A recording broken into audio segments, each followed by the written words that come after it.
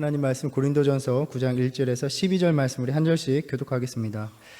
내가 자유인이 아니냐 사도가 아니냐 예수 우리 주를 보지 못하였느냐 주 안에서 행한 나의 일이 너희가 아니냐.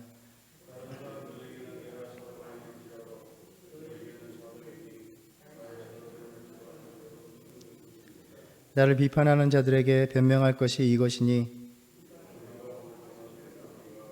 우리가 다른 사도들과 주의 형제들과 게바와 같이 믿음에 자매된 아내를 데리고 다닐 권리가 없겠느냐.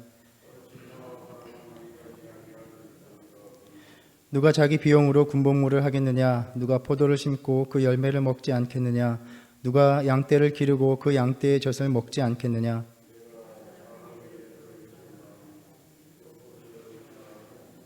모세의 율법에 곡식을 밟아 떠는 소에게 망을 씌우지 말라 기록하였으니 하나님께서 어찌 소들을 위하여 염려하심이냐.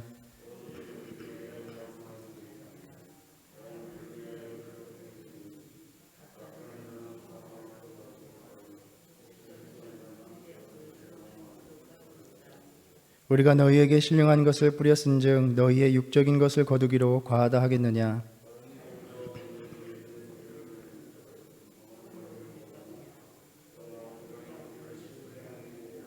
범사에 참는 것은 그리스도의 복음에 아무 장애가 없게 하려 함이로다.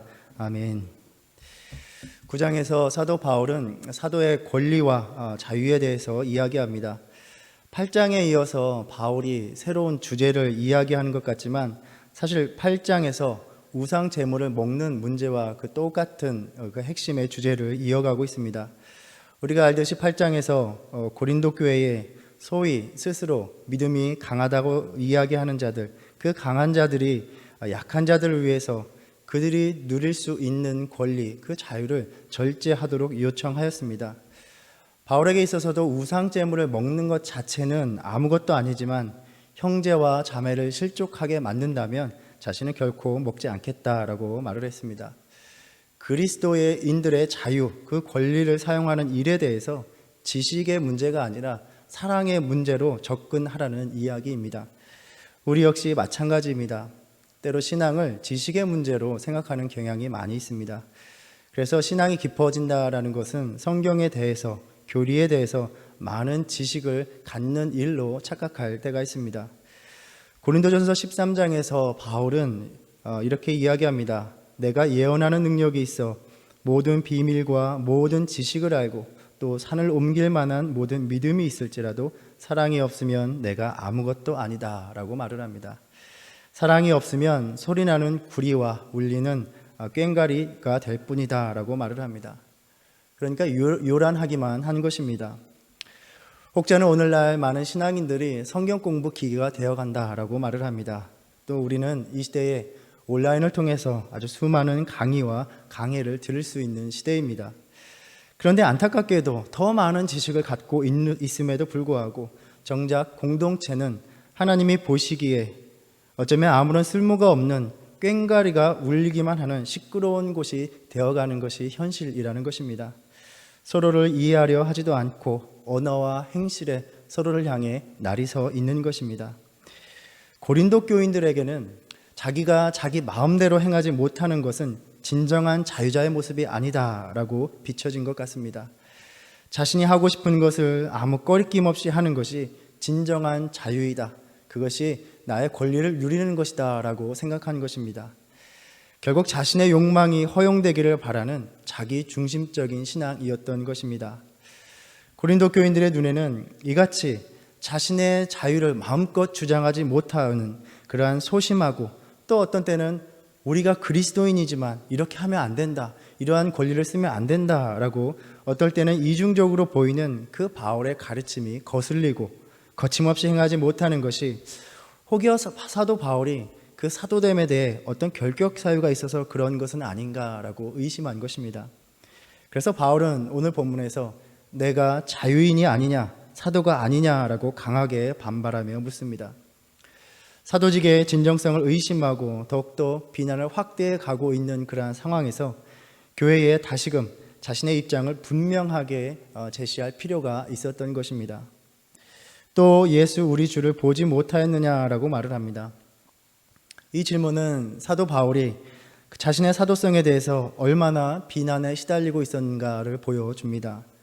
바울은 다른 사도들처럼 예수님께서 이 땅에 살아 계실 동안 함께하면서 하나님 나라의 가르침을 선포하지 않았다는 것 때문에 많은 의심을 받았습니다. 사도행전 1장에 보면 가룟 유다를 대신할, 그 역할을 대신할 사람을 뽑을 때에 요한의 세례로부터 우리 가운데서 올려져 가신 날까지 주 예수께서 우리 가운데 출입하실 때에 항상 우리와 함께 다니던 사람 중에 하나를 세워서 우리와 더불어 예수께서 부활하심을 증언할 사람이 되게 하여야 하리라 라고 말을 합니다. 나름대로 그 기준을 제시한 것입니다. 예수님께서 이 땅에 있을 때 함께한 사람들이 그 기준이었던 것입니다. 그러나 사도 바울은 자신이 그 예수님, 십자가에 달리시고 부활하신 예수님을 만난 것, 그리고 그 예수님이 자신을 친히 이방인의 사도로서 택하신 것을 강조합니다. 사도로서 부르심을 받는다는 것은 주님의 부활을 증언하는 것이기에 부활하신 주님을 목격하고 즉 그 증인이 되기 위하여 위탁받는 것이 중요했던 것입니다.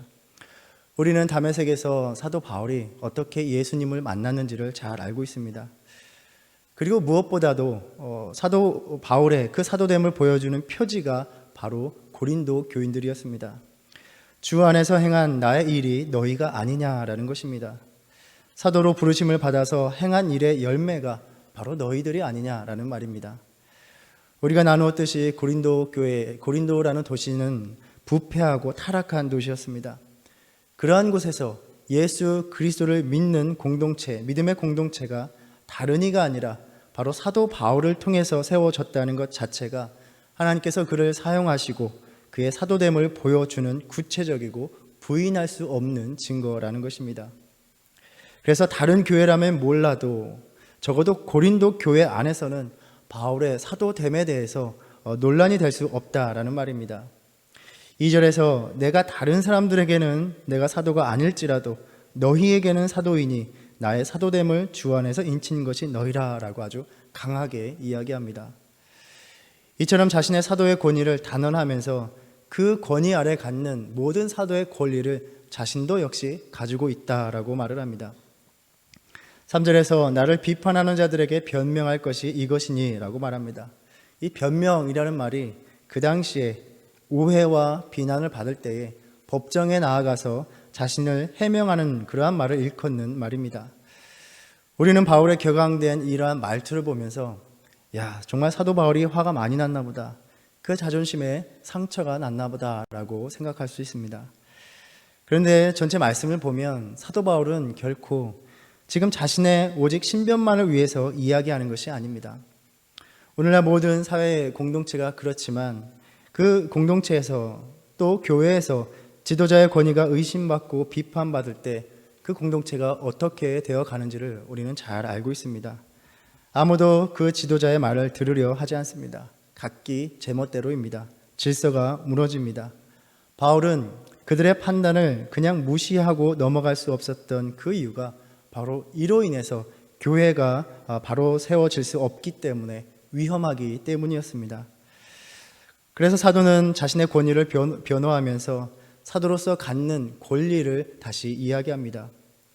고린도 교인들이 사도 바울을 비난했던 이유 중에 하나는 왜 바울은 교회에서 베푸는 후원, 재정적인 지원을 받지 않는가 하는 것이었습니다.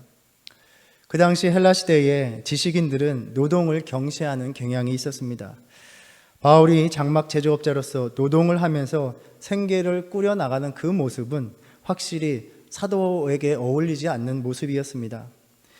당시 헬라의 철학자들, 지식인들이 다 그러했듯이, 또 오늘 본문에서 우리가 추정할 수 있듯이 아볼로나 게바 등을 보면 아마도 교인들 중에서 부유한 사람의 재정적인 후원을 받아서 그 당시에 존경받는 철학 선생들처럼 행하고 있는데, 바울을 보면 악착같이 그런 하층 신분의 직업을 해가면서 먹는 문제에 있어서나 자유에 대한 문제에 있어서 소위 강한 자들의 태도를 보이지 못하고 있는 것, 그 모습이 고린도 교인들이 보기에는 혼란스럽기도 하고 못마땅하기도 하였던 것 같습니다. 바울은 뭔가 다른 사도들에 비해서 정통성이 약한가 보다, 결격 사유가 있는가 보다, 그래서 교회의 지원을 받는 것을 거부하고 받지 못하고 다른 사도들이나 헬라 철학 선생님들처럼 좀 더 고귀한 방식으로 자신의 권위를 확실하게 보여주지 못하는 건가 보다라고 생각한 것입니다. 오늘날 우리가 생각하면 교회의 재정적인 지원도 받지 않고 자신이 선수 생계를 꾸려가면서 사역하는 것이 더 존경받을 만한 일이 아닌가라고 생각할 수 있습니다.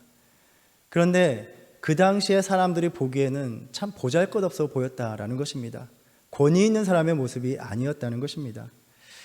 고린도 교인들 자신들의 문화와 간습 안에서는 그렇게 다가오지 않은 것입니다. 그런데 우리가 역시 그렇게 생각할 것 같지만 오늘날의 사고방식도 별로 다르지 않습니다. 자신이 누릴 권리를 내려놓고 교회의 짐을 지우지 않고 사역하는 이들을 더욱 존경할 것 같지만 그렇지 않다는 것입니다. 신학교 시절에 매일 11시에는 점심을 먹기 전에 모든 학생이 대강당에 모여서 예배를 드리는 채플 시간이었습니다. 각기 현장에 있는 여러 목사님들이 오셔서 설교를 하십니다. 가끔씩 한국을 대표하는 내노라 하는 한국의 대형 교회 목사님들이 오십니다. 그러한 목사님들이 오시면 수행원만도 수십 명에 이릅니다. 비서로부터 비롯해서 그 교회의 부교역자들이 모두 따라옵니다. 그래서 이분이 움직이는 동선마다 큰 무리를 이룹니다. 과연 신학생들이 보기에 아무도 찾지 않는 그 오지에서 형편이 어려운 교인들을 위해서 그 생계에 부담을 주지 않기 위해서 홀로 스스로 생계를 꾸려나가면서 어렵게 사역을 감당하는 목사님과 이 대형교회 목사님 누가 더 권위가 있어 보이겠습니까? 또 각기 교회들은 다음에 자신의 교회 부흥의 강사로 모실 때에 혹은 자신의 다음 교회의 담임 목사로 모실 때에 과연 누구를 모시기를 원하겠습니까? 오늘날도 별로 다르지 않다는 것입니다. 물론 사도 바울이 모든 교회로부터 지원을 거절한 것은 아닙니다. 빌립보서 4장에 보면 때때로 빌립보 교회는 사도 바울의 쓸 것을 공급하였다라고 말을 합니다. 고린도 교회는 교인들의 지원을 받지 않는 일로 인해서 그렇게 사도 바울이 연약해 보이고 보잘것없어 보이는 일로 인해서 사도 바울의 권위를 의심하며 비판하며 문제에 삼은 것입니다. 고린도후서 11장 7절 이하로 보면 바울은 이렇게 이야기합니다. 내가 너희를 높이려고 나를 낮추어 하나님의 복음을 값없이 너희에게 전함으로 죄를 지었느냐? 내가 너희를 섬기기 위하여 다른 여러 교회에서 비용을 받은 것은 탈취한 것이라. 그러면 내가 다른 교회에서 받은 후원은 다 도둑질한 것이겠구나라고 아주 격앙된 태도로 사도 바울은 말을 하는 것을 볼 수 있습니다. 사도 바울은 여기에 대해서 분명히 이야기합니다. 자신도 역시 진정한 사도로서 고린도 교인들로부터 재정적인 후원을 받을 모든 권리가 있다는 것입니다. 우리가 다른 사도들과 주의 형제들과 게바와 같이 믿음의 자매된 아내를 데리고 다닐 권리가 없겠느냐라고 말을 합니다. 아마 당시 초대교회에서는 그렇게 사도들, 복음을 전하는 이들이 중요한 사역을 위하여 교회를 방문하고 여행을 할 때 이들을 지원하기 위해서는 이렇게 해야 된다라는 재정적인 방침이 세워졌던 것으로 보입니다.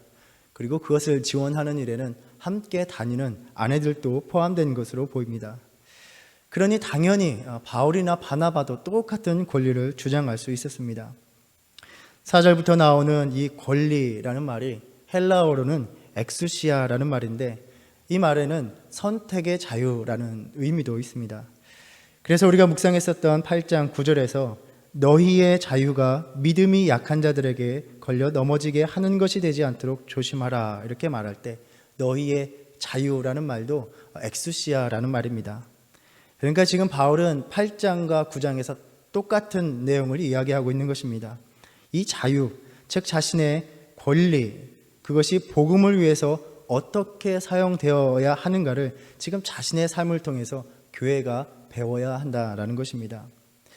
그래서 바울은 사도로서의 자신의 정당한 권리에 대해서 4가지 비유를 들어서 말을 합니다. 먼저 군인과 농부와 목동의 일반적인 경우입니다. 군인들이 자신의 자비로 돈을 대면서 봉사하지 않습니다. 오늘날도 마찬가지입니다. 만약 오늘날 군인들이 자비로 자신이 스스로 생계를 꾸리면서 군인의 복무를 한다라고 하면 그 생계로 인해서 온전히 군인으로서의 훈련을 감당하지 못할 것이고 또 전쟁을 대비하지 못할 것임은 뻔한 일입니다. 이처럼 사람에 의해서도 보듯이 마땅히 수고의 대가를 취할 수 있는 원리가 율법에도 담겨 있다라고 말을 합니다. 곡식을 밟아 떠는 소에게 망을 씌우지 말라. 신명기 25장 4절의 말씀입니다. 하나님께서 짐승까지 배려하시는 그러한 계명입니다. 이 한낱 짐승에 불과한 소도 탈곡을 하면서 떨어진 곡식을 먹음으로써 그 수고한 배고픔을 채운다라는 것입니다. 바울이 자신의 사역에 수고한 대가를 당연히 요구할 수가 있습니다. 그러나 여기에서 중요한 것은 소가 그렇게 곡식을 먹도록 하는 것은, 수고에 대한 대가를 주는 것은 궁극적으로 소들을 위한 것이 아니다라는 점입니다. 소들이 계속해서 일을 할 수 있게 함으로써 결국 소를 부리는 자들이 곡식을 얻을 수 있게 함입니다. 밭을 갈고 곡식을 떠는 것은 그 수고로 인해서 얻을 궁극적인 결과를 두고 하는 일입니다. 이것이 바로 수고하는 자의 소망입니다. 밭 가는 자, 곡식 떠는 자가 이 소망을 함께 하는 것입니다. 그러니까 복음을 전하는 자에게 그 수고의 대가를 치르는 것은 그들을 위한 것이 아니라 결국 그 섬김을 받는 이들을 위해서 명하신 일이라는 말씀입니다. 오늘날도 마찬가지지만 구약성경에서 레위인들과 제사장들이 그 섬기는 사역을 통해서 대가를 받게 하셨던 것은 이스라엘 백성들이 하나님 앞에 온전히 예배를 드릴 수 있게 하심으로써 하나님의 백성으로서의 은혜를 계속해서 누리게 하시기 위함이었습니다. 그렇게 바울은 씨를 뿌리듯이 다른 사도들이 하듯이 그리스도를 섬기는 복음의 사역을 똑같이 감당했습니다. 그렇게 신령한 것을 뿌렸으니 그러한 일을 담당한 이들이 받아야 할 마땅한 물질적인 후원을 요구할 수 있다라는 것입니다. 너희의 육적인 것을 거두기로 과하다 하겠느냐? 결국 그럴 수 없다라는 말입니다. 그런데 요지는, 그러한 질문은, 우리가 여기에서 또 고린도 교인들이 던질 수 있는 질문은, 아니 그렇게 할 수 있다면 왜 할 수 있는데 왜 하지 않고 있느냐라는 것입니다. 왜 그 권리를 사용하지 않음으로써 그렇게 어렵게 자신의 생계를 꾸려나가면서 다른 사람들처럼 사도적인 권위를 내세우지 못하는 보잘것없는 연약한 모습으로 사역을 감당하고 있는가라는 것입니다. 바울은 그런 정당한 권리가 있음에도, 즉 자신의 자유함이 있음에도, 선택할 수 있음에도 불구하고 그것을 어떻게 사용하였는지를 몸소 보여주고자 한 것입니다. 오늘 마지막 절 12절에서 분명하게 이야기합니다. 우리가 이 권리를 쓰지 아니하고 범사에 참는 것은 그리스도의 복음에 아무 장애가 없게 하려 함이로다. 우리는 그 자세한 사정을 다 알 수 없지만 바울에게서는, 바울이 볼 때에는 지금의 상황에서 고린도 교회의 재정 지원을 받아들이는 것이 자신의 선포 사역에 어떠한 장애를 만들어낸다는 것을 분명히 알고 있었던 것입니다. 그래서 바울은 혹여나 복음 사역에 장애가 될까봐 이를 단호하게 거절한 것입니다. 그 이유를 우리는 계속해서 묵상하면서 살펴보게 될 것입니다. 이 말씀을 통해서 주님께서는 단지 고린도 교회의 상황에서 복음의 사역을 감당하는 자들에게 마땅한 사례를 해야 되느냐 안 해야 되느냐, 오늘날 사역자들에게 사례를 해야 되느냐, 그 문제를 이야기하는 것이 아닙니다. 오늘날 우리 모두에게 주님의 일을 섬기는 가운데 마땅히 요구하고 누릴 수 있는 그 권리를 어떻게 사용해야 되는가에 대한 그 바울의 삶을 통해서 우리 모두에게 가르침을 주시는 것입니다. 우리는 하나님의 백성으로서 자유함이 있고 그 자유함을 누릴 권리가 있습니다. 이 교회는 어떤 면에서 이러한 권리를 누리고 확인하는 곳이기도 합니다. 그러나 바울은 자신의 본을 통해서 교회에 그렇게 온갖 자기 권리를 주장하는 자들만 넘쳐난다면 복음의 사역이 과연 이루어지지 않는다는 것을 지적하고 있는 것입니다. 고린도 교인들은 그렇게 자신들의 자유함, 자유의 선택, 권리를 연약한 자들을 생각하지 않고 자신의 만족을 위해서 사용했습니다. 이들은 나에게 주어진 권리는 무조건 누려야 된다라고 여기면서 그러지 못하는 바울을 보면서, 그러지 말라고 가르치는 바울을 보면서 연약한 모습이라고, 권위 있는 모습이 아니라고 비판하였던 것입니다. 오늘날 우리 교회의 신앙인들 또 우리의 모습과 다르지 않아 보입니다. 온통 자신이 하고 싶은 것을 다 할 수 있고 해야만 한다는 생각으로 자신의 권리에 대한 주장으로 단단히 무장하면서 교회를 이루고 있는 것입니다. 하나님의 자녀, 하나님의 백성으로서 허락하신 이 공동체를 통하여 누릴 수 있는 권리들에만 관심을 두면서 신앙생활을 하는 것입니다. 그러나 우리 모두가 자신의 권리만 주장하면 이 복음의 사역은 누구를 통해서 감당할 수 있는 일이냐는 것입니다. 주일의 모임에도 보면 수많은 자기 권리에 대한 주장이 넘쳐납니다. 내가 예배를 드리는데 불편함이 없도록 잘 안내를 해줘야 되는 것이 아닌가. 내가 교회에 나왔으면 우리 아이들은 전적으로 교회에서 봐주고 책임져야 되는 것 아닌가. 친교를 하는데 부족함이 없도록 누군가는 친교를 하는데 잘 서빙을 해줘야 되는 것이 아닌가. 모든 이들이 그렇게 자신의 권리만 주장한다면 이 공동체의 여러 가지 사역들은 누구를 통해서 섬김을 통해 이루어져야 한다라는 것이냐 하는 것입니다. 혹여 나는 또 우리의 공동체는 이 권리만 주장하는, 권리만 누리려는 이 시대의 고린도 교인들은 아니냐 하는 것입니다. 나는 오랫동안 여러 가지로 섬겼으니 이제는 나는 권리만 누려야만 하는 것입니까? 이 공동체에 새로 들어왔으니 이 공동체가 나를 섬기고 돌봐주기를 기대하는데 과연 언제까지 그렇게 돌봄을 받는 일에만 힘써야 하는 것이냐 하는 것입니다. 어린 자녀들이 있으면 교회를 섬기는 일은 외면해도 되는 것이냐라는 말입니다. 우리가 각자의 십자가를 지고 주님을 따른다는 것은 나에게 주어진 이 자유함들, 이 권리를 내려놓는 길이라고도 할 수 있을 것입니다. 빌립보서 2장에서 예수님께서 자신이 주장할 수 있는 권리를 어떻게 내려놓으셨는지를 말하고 있습니다. 그는 근본 하나님의 본체시나 하나님의 동등됨을 취할 것으로 여기지 아니하시고 오히려 자기를 비워 종의 형체를 가지사 사람들과 같이 되셨고 사람의 모양으로 나타나사 자기를 낮추시고 죽기까지 복종하셨으니 곧 십자가에서 죽으심이라 라고 말씀합니다. 누구보다도 가장 고귀한 권리를 주장하실 수 있는 그분이 나를 위해서 자신의 마땅한 권리를 제한시키신 것입니다. 배고픔 중에도 돌이 떡이 되지 않게 하셨습니다. 성전 꼭대기에 올라가 마땅히 주장할 자신의 권리, 경배받으실 권리를 주장하지 않으시고 오히려 그 예루살렘에서 가장 수치스럽고 저주스러운 십자가를 지신 것입니다. 어느 목사님이 설교를 하면서 주님의 일을 감당하면서 절대로 억울하다 생각하지 마라, 본전 생각하지 마라 라고 말씀하시는 걸 들었습니다. 우리를 위해서 자신의 권리를 다 내려놓으신 주님 앞에서 우리는 아무것도 주장할 수 없는 자라는 말씀입니다. 나의 권리를 주장하기 전에, 나의 권리를 생각하기 전에 그 십자가 앞에 나아가 보는 저와 여러분 되기를 바랍니다.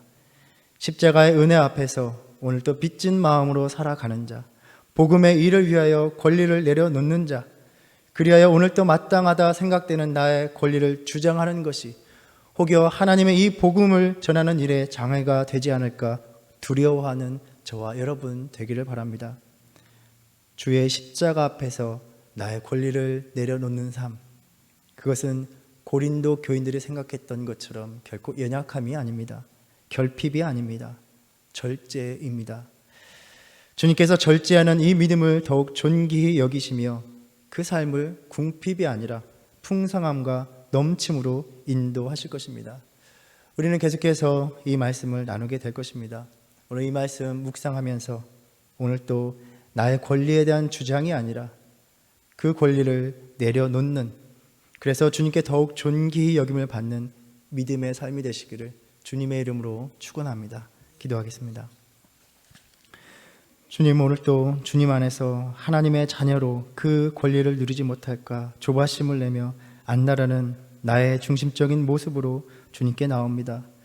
나를 위해서 나보다 헤아릴 수 없는 그 많은 권리를 내려놓으신 주님, 주님께서 허락하신 이 자유의 삶 속에서 주님을 위해서 기꺼이 내려놓는 믿음 되게 하여 주시옵소서. 나의 자유함을 주장함이 복음의 장애가 되는 줄도 모르고 그저 더 많은 것 누리려고만 하였습니다. 주를 위해 헌신하며 희생하며 나의 삶을 드리는 것이 자랑이요 기쁨이 되는 삶이 되게 하여 주시옵소서. 이 공동체가 연약한 서로를 위하여 내려놓고 주의 복음의 일을 능력 있게 감당하게 하여 주시옵소서. 예수님의 이름으로 기도드립니다. 아멘. 하늘에 계신 우리 아버지여, 이름이 거룩히 여김을 받으시오며 나라의 임하옵시며 뜻이 하늘에서 이룬 것 같이 땅에서도 이루어지이다. 오늘날 우리에게 일용할 양식을 주옵시고 우리가 우리에게 죄 지은 자를 사하여 준 것 같이 우리의 죄를 사하여 주옵시고 우리를 시험에 들게 하지 마옵시고 다만 악에서 구하옵소서. 나라와 권세와 영광이 아버지께 영원히 있사옵나이다. 아멘.